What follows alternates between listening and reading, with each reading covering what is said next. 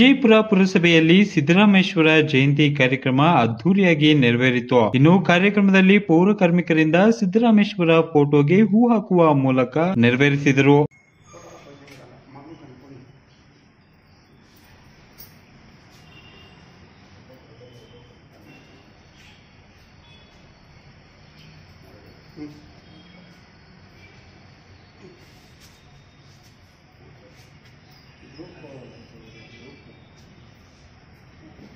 ಇದೇ ಸಂದರ್ಭದಲ್ಲಿ ಮೇತ್ರಿ ನಾಗರಾಜು ಮಾತನಾಡಿ, ಸಿದ್ದರಾಮೇಶ್ವರ ಸ್ವಾಮಿಗಳು ಜೀವಂತ ಸಮಾಧಿಯಾಗಿ ಜನತೆಯ ಕಷ್ಟ ಸುಖಗಳನ್ನು ನಿವಾರಿಸುತ್ತಾ ಅವರ ಮಹಿಮೆಯನ್ನು ತೋರುತ್ತಿದ್ದಾರೆ ಎಂದರು.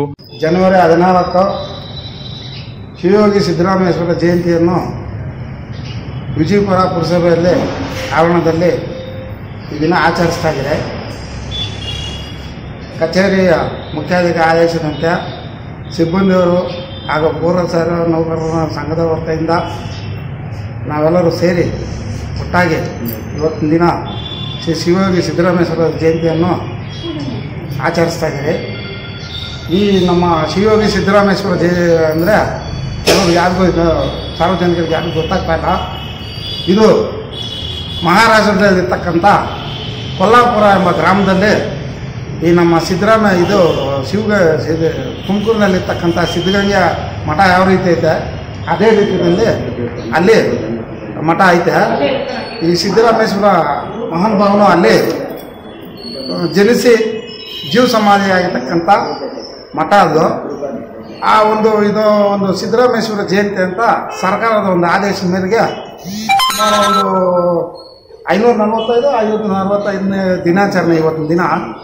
ಈ ಕಾರ್ಯಕ್ರಮವನ್ನು ಇವತ್ತಿನ ದಿನ ಸಿಬ್ಬಂದಿಯವರ ಪರವಾಗಿ ಈ ಕಚೇರಿಯಲ್ಲಿ ಈ ಒಂದು ದಿನಾಚರಣೆಯನ್ನು ಹಮ್ಮಿಕೊಂಡು ಎಲ್ಲರ ಒಮ್ಮತದ ಮೇಲೆ ಈ ಆಚರಣೆಯನ್ನು ಮಾಡ್ತಾ ಇದೆ. ಇದೇ ಸಂದರ್ಭದಲ್ಲಿ ಪೌರ ಕಾರ್ಮಿಕರು ಸಿಹಿ ಹಂಚಿದ್ದು ಪುರಸಭೆ ಕಾರ್ಯಾಲಯದ ಮುಂದೆ ರಂಗೋಲಿ ಹಾಕಿ ತರಳು ತೋರಣಗಳನ್ನ ಕಟ್ಟಿದ್ದರು.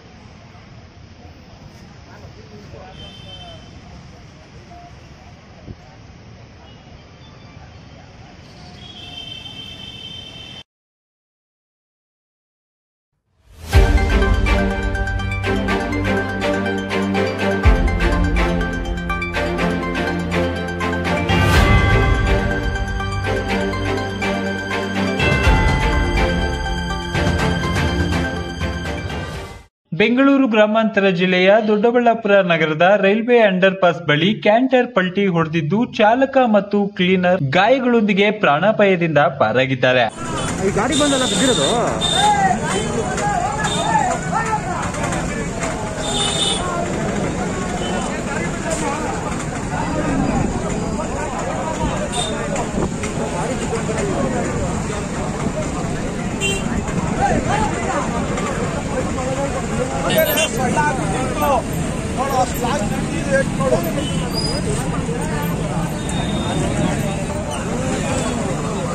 ಇನ್ನು ಕ್ಯಾಂಟರ್ ಪಲ್ಟಿ ಹೊಡೆದ ಪರಿಣಾಮ ರಸ್ತೆಯಲ್ಲಿ ಟ್ರಾಫಿಕ್ ಜಾಮ್ ಹೆಚ್ಚಾಗಿದ್ದು ರಸ್ತೆಯಲ್ಲಿ ಸಂಚರಿಸುತ್ತಿದ್ದ ವಾಹನ ಸವಾರರು ಪರದಾಡುವಂತಾಗಿತ್ತು. ಇವಕ್ಕೆಲ್ಲ ಮೂಲ ಅಂಡರ್ ಪಾಸ್ ಕಿರಿದಾದ ಕಾರಣ ಪದೇ ಪದೇ ಅಪಘಾತಗಳು ಆಗುತ್ತಲೇ ಇವೆ ಎಂದು ಸ್ಥಳೀಯರು ಆಕ್ರೋಶ ವ್ಯಕ್ತಪಡಿಸಿದ್ದಾರೆ.